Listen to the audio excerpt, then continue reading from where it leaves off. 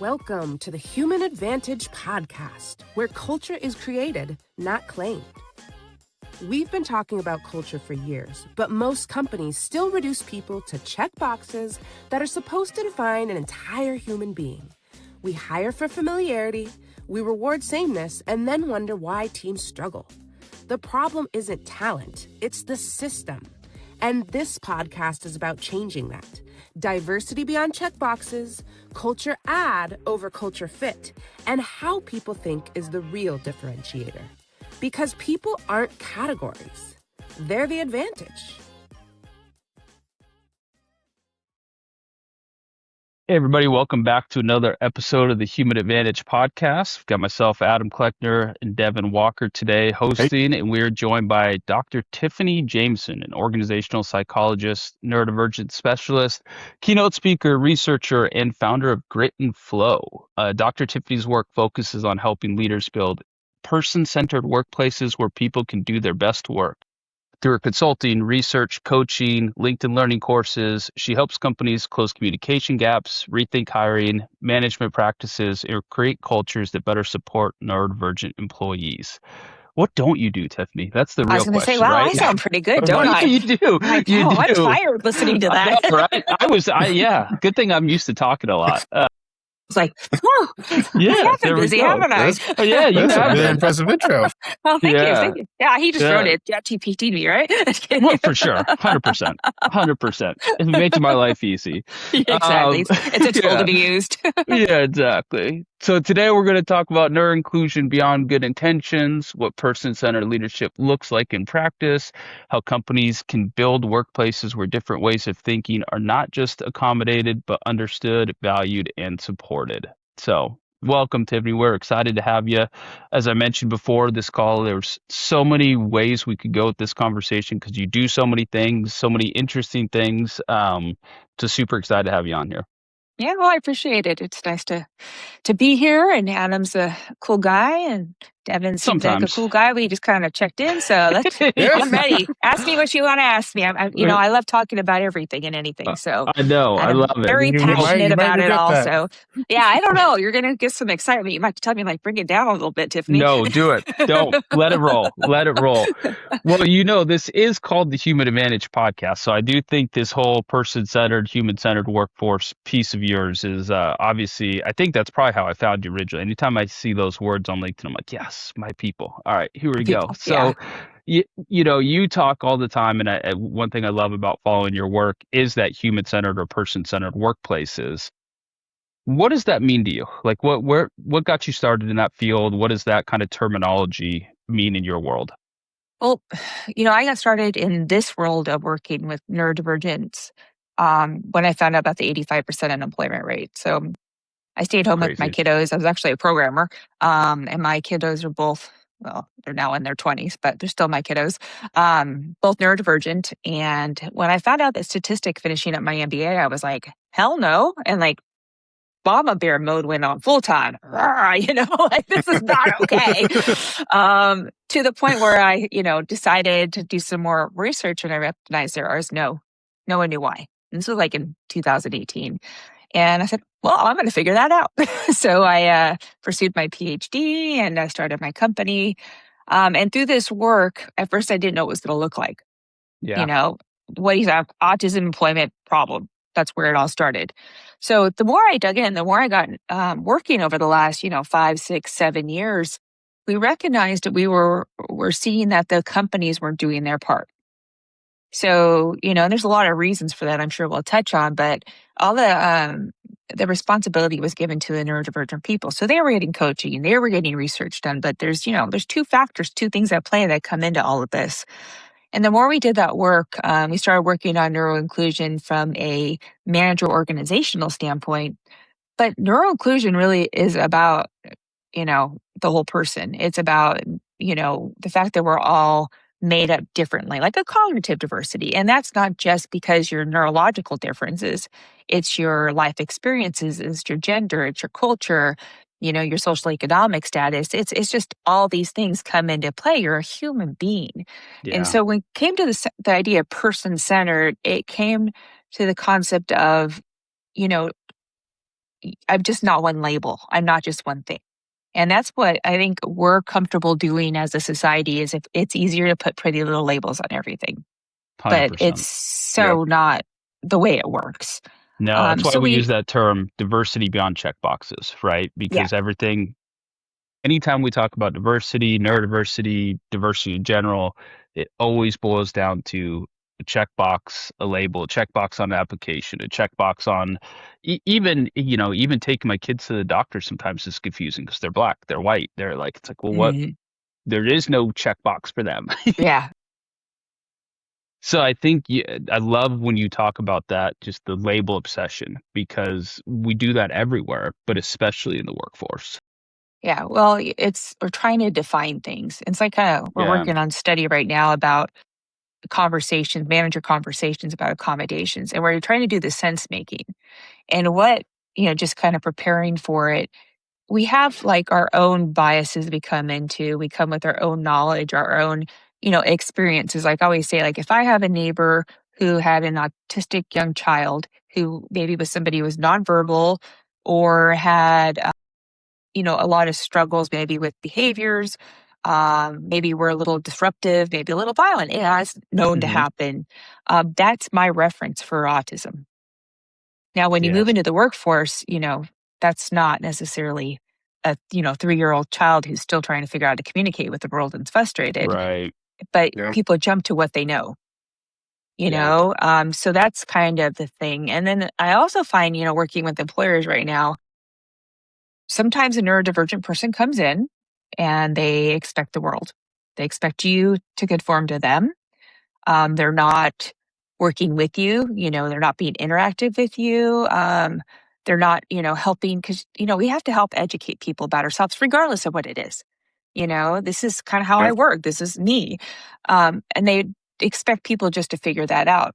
So that one bad experience will define that entire hiring of neurodivergent people in the future for that company, or at least that organization. So Yeah. we all come in with these types of things. So it's that whole sense making of the whole process of, have you been trained in accommodations? Have you had conversations about being person centered? Have you created a psychologically safe environment to have conversations? To notice when, say, I call it behaviors change. So like if I'm coming to work every day on time and suddenly I stop, something's going on. Yeah. And with neurodivergence, we have episodic natures, changing medicine. I'm bipolar. So, if I have a depressive episode, it's a little harder for me to be where I need to be when I need to be because I'm just not Right. myself at that point, or I don't feel, my full capacity. But what if you're changing medicine? But the same thing happens if I'm late, if I am a caregiver and suddenly I lose my daycare.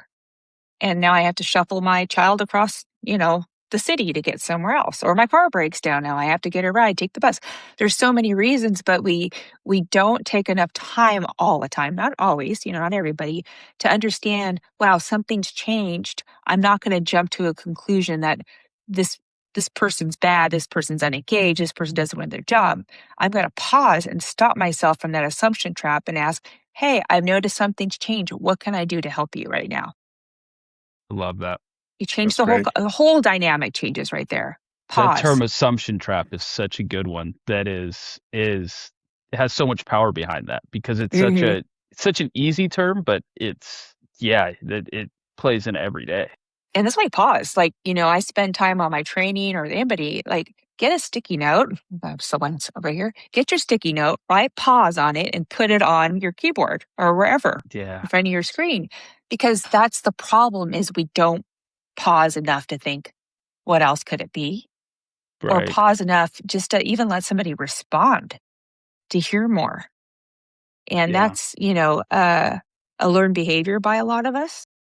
And we're always rewarded for being fast on our feet, fast talkers, fast getting things done.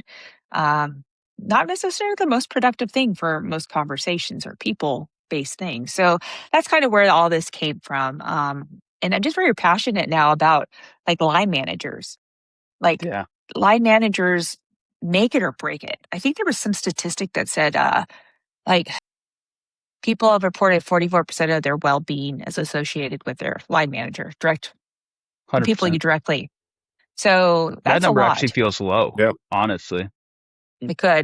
It could be definitely low. The sources are actually people talking about these things. Like, Yeah, who exactly. do you query? I mean, I'm a researcher. Like, who's your audience? What Right, factors are you using? right. But I mean, you spend more time with your manager sometimes than you do your family. Well, most of the time, 100%. Yeah. So if we can change that experience at work to feel supported, regardless of what's going on in our life, and to understand that, life is life. Work is work. And Yeah. we work differently, we think differently, we communicate differently. Not bad, not good, just different. And that's okay. And if we all are embraced by the way we do these things, not to try to change it, but try to make more of a collaborative relationship, we're just creating a better work environment. We're getting more stuff done. Um, Geez, why not have that? You Right. know? Yeah. Exactly. Imagine that, not being stressed out because, Joe's not getting done what Joe needs to do is because Joe didn't understand what the heck you wanted him to do because everybody talked too fast during the meeting and he's Yeah. dyslexic and couldn't write the notes down. He needed somebody to help with the notes, send debriefs afterwards, allow him to really see what he was supposed to do and respond and say, hey, I don't understand or I do understand. Boy, wouldn't that be nice to be Joe and actually know what I'm supposed to be doing? But Yeah. because Joe couldn't write fast enough notes, Joe's now seen as somebody who's incapable of doing his job right, missing deadlines, or whatever else it may be. Yeah. That makes a lot of sense. I mean, thinking about it, I don't know anything I do more than work outside of maybe sleeping. So like that in itself is going to dictate a lot of my life and how I feel. But there's one really good point that I think we've ran into a lot, and I think a lot of other people that might be afraid to talk about it. But you said that some companies um, have good intentions, but don't know how to meet neurodivergent people. Some neurodivergent people who, I think some of them are so used to fighting with their employers that they fight too hard. And there's not a middle ground, right? Or there should be a middle ground, but both sides are the ends of them, which is, Right. kind of how these like big They both gaps have are. responsibilities. Right. Yeah. It's not one or the other. So we were talking before we started this about the Neurodiversity at Work Research Conference, which is a conference that's got multidisciplinary. So people who do research on young children all the way up to adults, and we talked about the fact that we need to go back to, the neurodivergent, disabled youngsters and their Mm-hmm. education experience about setting high expectations. I always say teach them to communicate how they learn best, and that changes, give them jobs so they know that they're always supposed to have responsibilities. Once again, high expectations. And Yeah. then move into maybe 14, 15, 16 and start saying, this is how I work best. And teaching them to give that language and that confidence to ask for what they need. But also the confidence to say, I don't know what I need yet because I've never been here before. In my Right. past, these are the things I've had, but you know what? I've never worked in this team. I've never worked in this environment. I've never done this job before. I don't know what I need, so it needs to be an interactive conversation. So that confidence to come into a job like that takes a lot of maturity. But Yeah. practice makes perfect, right? But the employer has to be able to hear. And that's where my works come into is how do I make the employers hear what's going on? That way they can meet the person where they're at. Because we're so used to doing everything boom, boom, boom. We need to stop and recognize that, when people are asking for an accommodation, when people are trying to communicate these things to you, to listen and know how to respond. And that's what the person-centered workplace is about, is knowing how to listen and respond and have those conversations. And it's about training HR. The Yeah. human resources needs to train this in every manager and everything they do to understand when these accommodation conversations are coming up or know when these disclosure conversations are going up. I mean, legally, they're supposed to just know, but Right. who's trained in that? Yeah. And then also, if this happens, what do I do about it? Yeah. Like no one knows what to Yeah. do, and then at that point it becomes a fear factor is not like I'm scared of you because you're, autistic or ADHD. I'm scared of doing it wrong. I don't want to hurt Right. your feelings. I don't want to feel like a Yeah. jerk myself. I don't want to get sued. So now I have all this fear Exactly. factor that's keeping somebody from doing the right thing because they haven't been, trained. They haven't been introduced to how to have these conversations. And that's the part of the organization. So Yeah. they're setting their managers up not for success by doing this. So like I said, it's a two-way street. They have to come together with a happy compromise, but we're not there yet. So we have to hit it from all angles. We have to do it from the youth, individuals who are neurodivergent disabled, and we have to do it from the basics of a company, how they integrate it into their framework of the organization. Yeah, I love how you touch on the school piece because I think it's one thing that maybe doesn't get correlated enough is school to the workplace, right? And like for me, I was diagnosed, when I was 13, and at that age, you don't know what you don't know, right? And I had a geometry teacher who pulled me aside after class one day, and he's like, listen, dude, you're one of the smarter kids I have in class. You understand concepts and theories. I know you're not cheating on your tests, but he's like, I have no clue how you get to the answer. He's like, it's very clear your brain does not work in linear patterns. Geometry is A plus B equals C. Your brain's like, well, I bet I can make it equal X, or what if it equals Y, or why? And he's like, and then you eventually get to the answer. He's like, you're going to struggle in school because teachers want to see linear progression of thought, but that's not how your brain works. And so when I first got diagnosed, I was like, bullshit. I don't have ADHD. Like I could sit still just fine. And they were like, well, no, it's not that. Your brain doesn't stop working. Your brain is always moving, and you don't formulate things the same way as most people do. But without that geometry teacher, my freshman year in high school, I would have never had any idea, right, or any clue of how to stand up for myself or say, hey, I process things differently or I look at things differently. And so I do think there's a lot of power in getting to the youth earlier so they know how to stand up for themselves in the workforce or say, this is the way I process. And I think you can even do that without forcing disclosure. I think you can be like, hey, this is the environment that I work best in. Like that's our whole philosophy on hiring is cognitive mapping instead of just skill mapping, because I think we all have environments we work best in. We all have leadership we work well under. We all have collaboration preferences, communication preferences. All that stuff should be known before somebody enters the workforce, because As much as they're not going possible, to because the as context, much the as environment possible. is different, Exactly. Yeah. Yeah. Environment matters, right? And I think we need to talk about that environment piece more. And so I love that these conversations are starting to happen. It does feel interesting being diagnosed almost 30 years ago, to see a lot of companies now talking about neurodiversity and now talking about, realizing like, oh, this affects a lot more of our workforce than I think they ever understood. The recent data suggests a lot more workforce 1 in today. 5 in your workforce. So I always At say, look minimum. around. Yeah, at Look around and minimum, see, right? and a lot of people don't say Exactly. anything. Yeah, I think the exactly. kid thing's important. I think we need to recognize the changes that have happened. So I'm thinking back when my son was diagnosed autistic, it was in 2003. So about 98 on, it started becoming a more, people started talking about it. We started getting more intervention. This was also the time when there was it's the most redacted article ever, but the vaccination autism connection. Yeah. That was like, that article has been all made up. It's like in so many different ways, but it made people aware of it all. But it also then almost changed our whole way our society supports our children at that page. Yeah. But when Jake was diagnosed, we pretty much were told he has no future. He'll be living with us forever. Yep.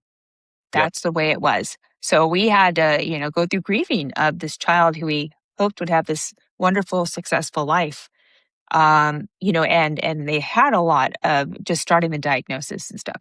So it's changed a lot every year. It's like we went from having major access to services now to being like, you have to fight to get services because there's so many kids.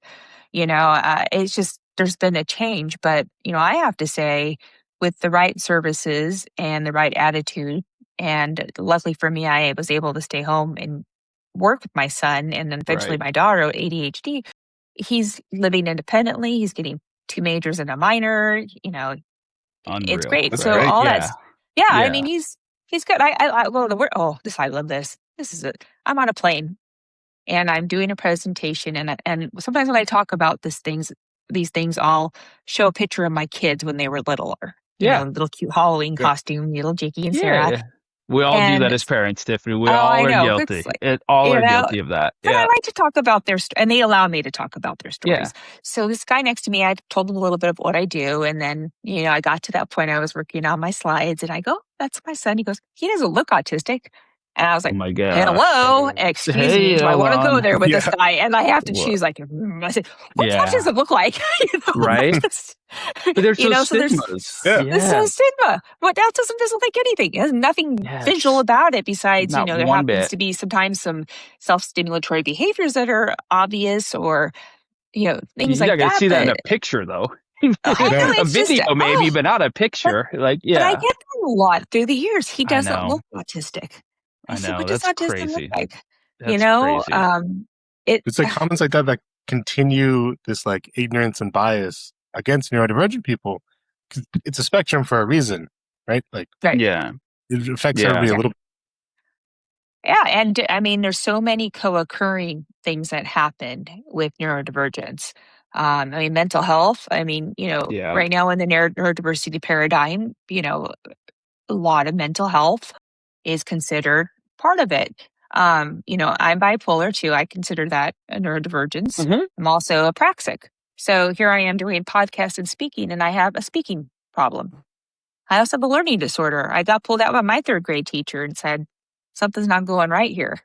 Right. And was it for her pulling me out? My parents would put me in, major intervention between third and fourth and fifth grade. I mean, they built my confidence up. I had to work harder than most people. Of course. Whenever I I had a think problem most with of earth, us, they could think, most of us do though, right? And I think yeah. that's a Yeah. piece that doesn't get talked about But enough. it's such a great skill. Like, I know. I'd rather Yeah. have to know how to work than these people that are naturally smart and they get any kind of diversity or not diversity, any kind of I don't know, challenge, Yeah. and they just crumble Yeah. because Yep. they don't know how to work hard. Adversity. Yeah. Adversity. Yeah. There you Yeah. go. Yeah. But I wanna touch on the company piece though, because I do think obviously that's a natural progression. You make it through school, you got all the structure, you get into the company. And I'll be perfectly frank on this, and it's not something I want to sound negative about, but it is something that I think about a lot, right? And this is because I obsess over systems. That's what I like. What do this? Words are great, Hmm. but what's the action?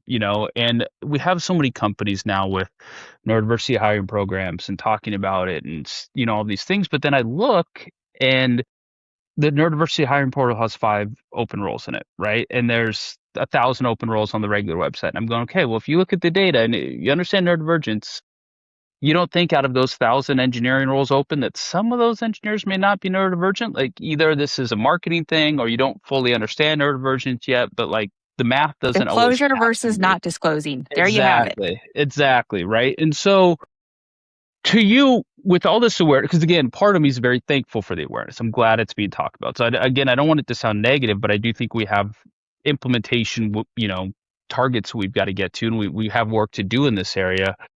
What does neuroinclusion look like beyond training or good intentions? Because I don't want to say that these hiring programs and things are bad intended. I think they're very good intended, but I just think that sometimes there's that realization of going, okay, well, out of good intentions, we maybe still aren't getting the system right. So what does that look like to you beyond the good intentions or the training, et cetera? Yeah.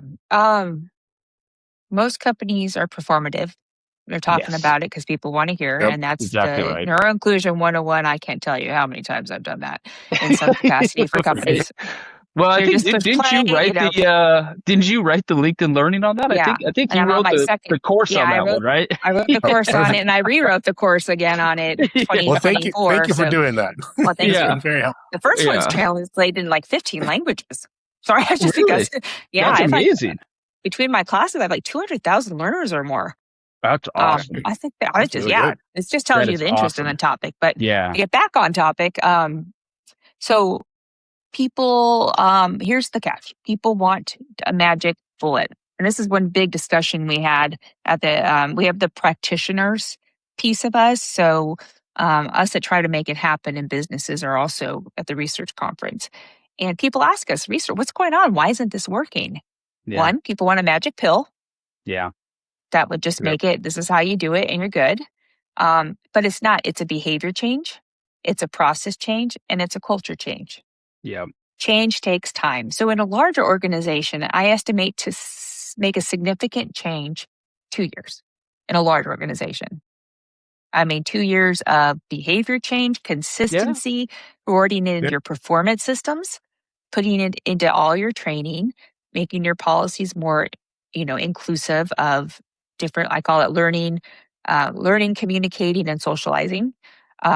It needs to be built into all of those. So we may hire people and put them into an environment and make them successful, but we're not doing it at bulk.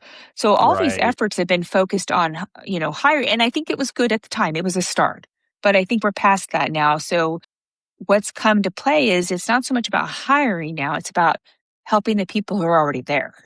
Yeah. And that's a bigger ask. Well, there's Because, so many having a layers couple, to it, right? well, You yeah, start peeling back the onion and you go, okay, well, yeah, hiring, but then management. How do we train managers? How do we get executives on board? What do our vendors look like? Do our vendors neuro-inclusive? Do our vendors yeah. understand? When you get I don't into even go large there at this point. corporation, well, you know what I mean? Like that's the Yeah. piece where you It's go, a Let's long just you're at list. a big take it. company. Yeah, You're doing the whole chain or it's cycle a there. lot. Yeah. It's a lot. But, Yeah. I'm just looking at how do we, tie performance to being inclusive of people? Right. How do we tie performance of people to true job descriptions that define what they do, that Right. aren't ambiguous, so people know what's expected of them? I mean, that communication piece itself, having a job description that actually tells you what's required of you, what you're going to be measured on, is gold, because that is like your employment Yes. contract. So Yeah. if you have that Yeah. and that goes along with you, and you get, performance reviewed on these things, you know what's going on. But if there's this, abstract BS that comes into all of that, Written by AI, playing telephone. I joke or with just many.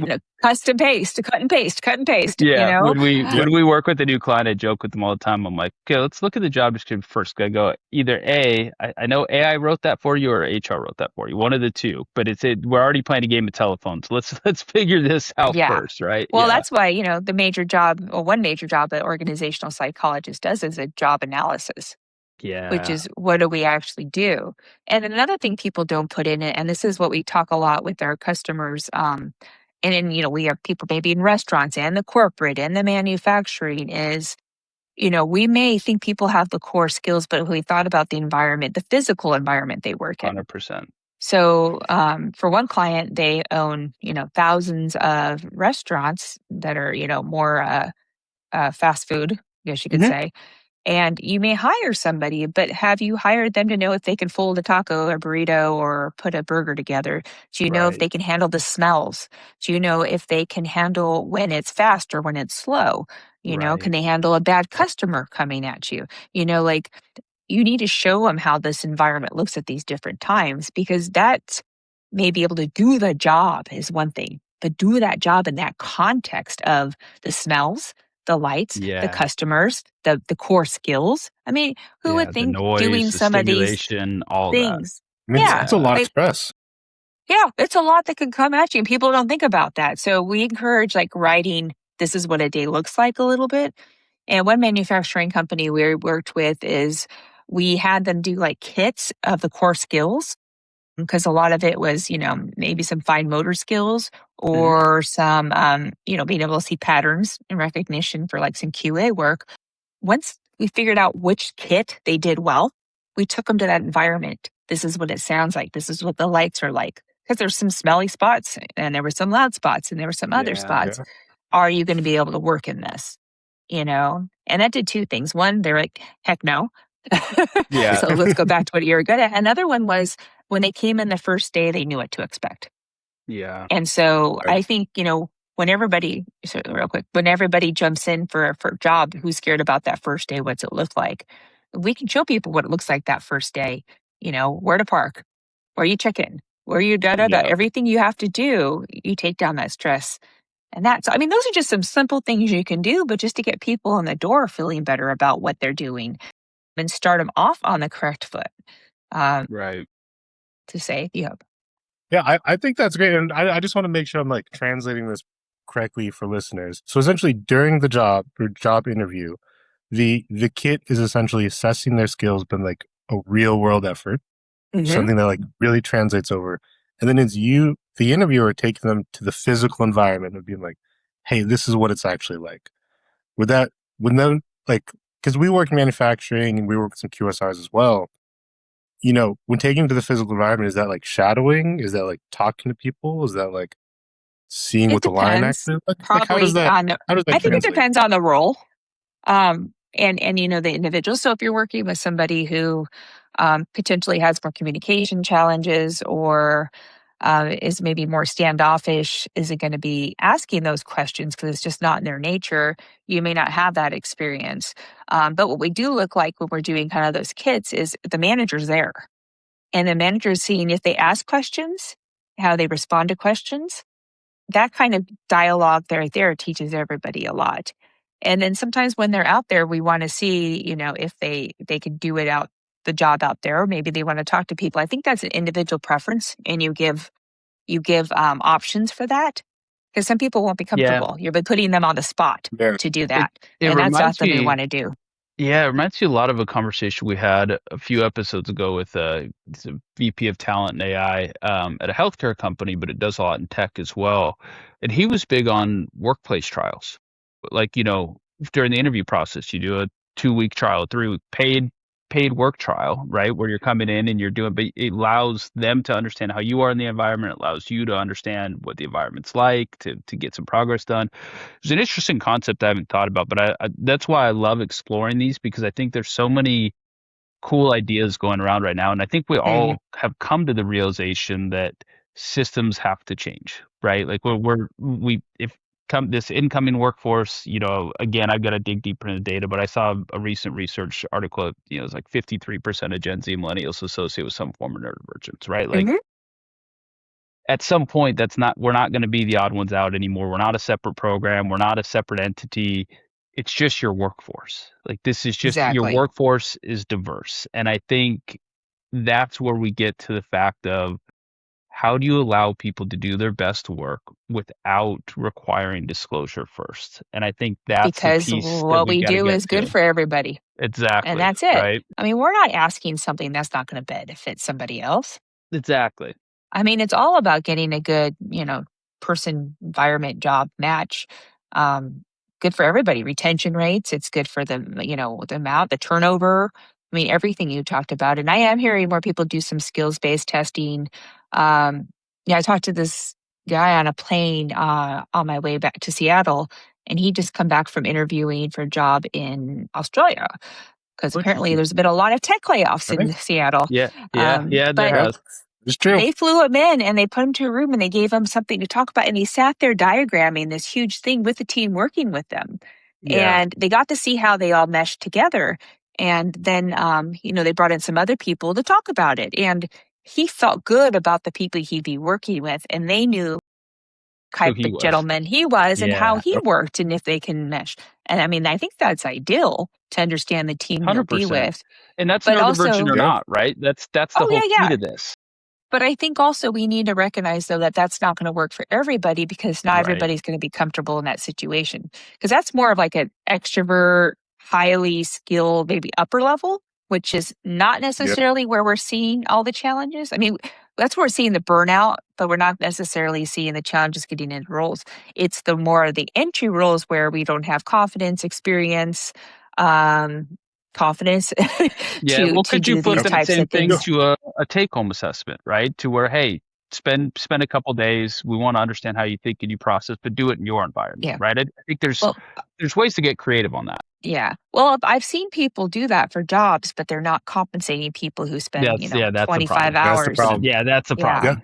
Yeah. So I've seen that. Like, gosh, my one friend was applying for a job as an organizational psychologist, and I think she put in 40, 50 hours in the interview process of No, work. Oh my God. That's And so much. no, it has to be a yeah, and paid trial for Yeah. sure. exactly, Yes. exactly. And I think, it's unfair to expect that from people. And that's one thing we always said about these neurodiversity at work week trials when they have these programs is, you're requiring somebody to spend a week with you unpaid to not Yeah. get a job. No.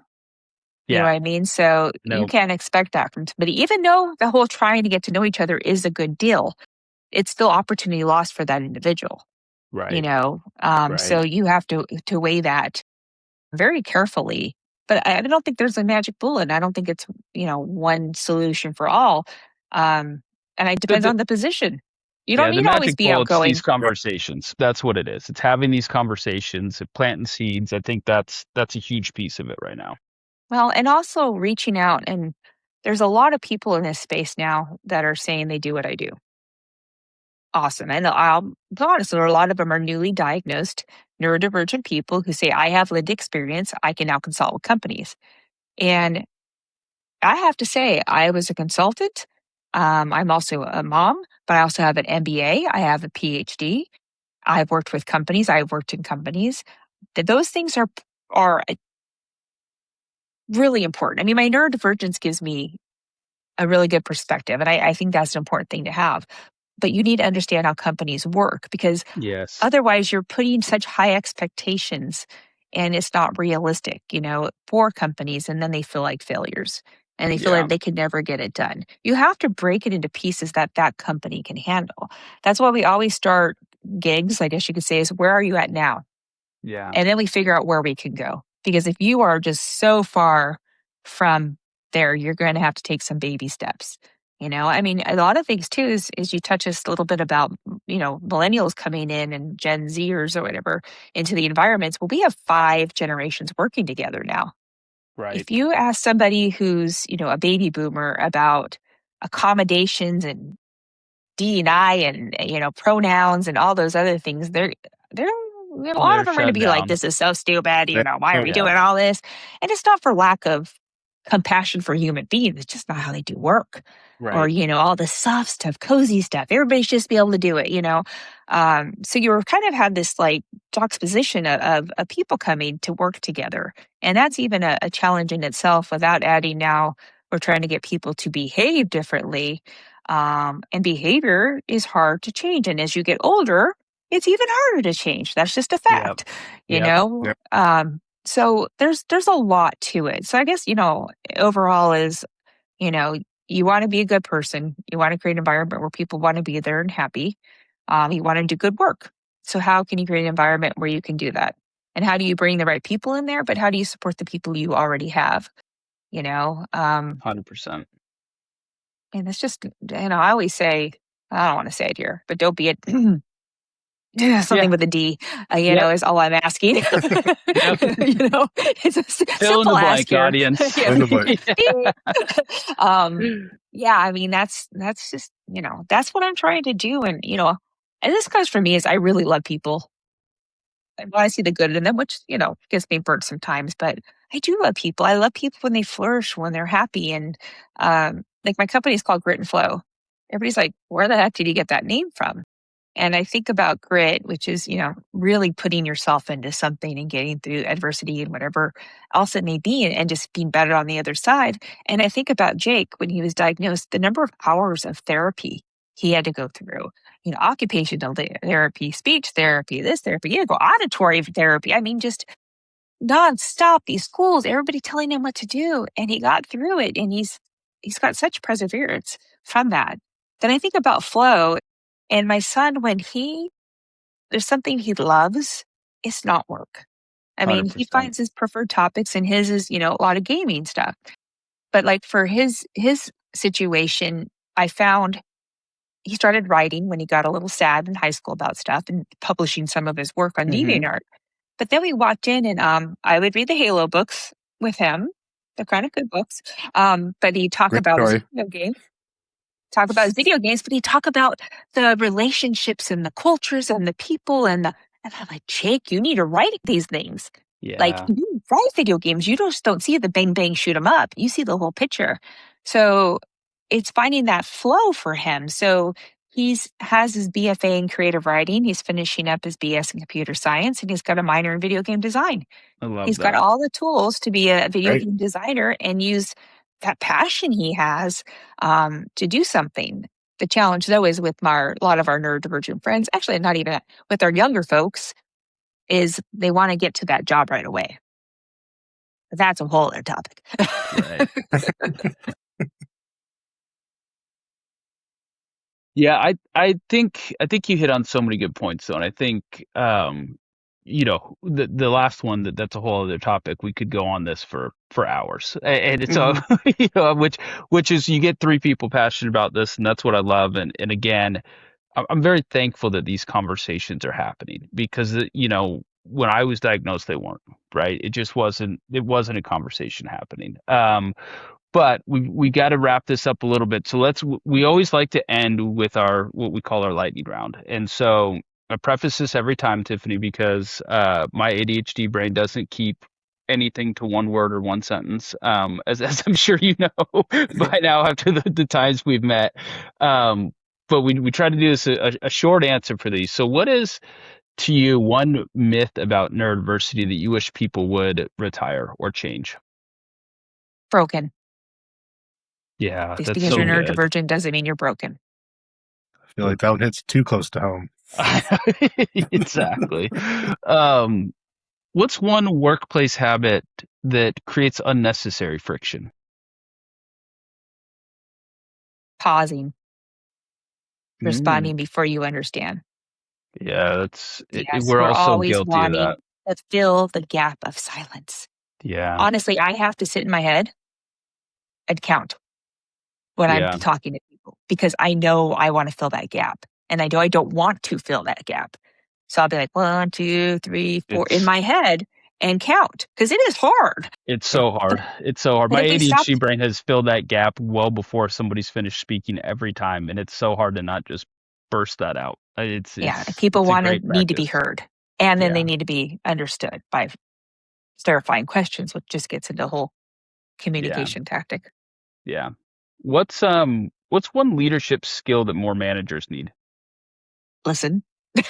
Yeah, there you go. Leads right into it, Pause and right? Yep. listen. Straightforward. Right into it. All right, what? I always put pause. What else could it be?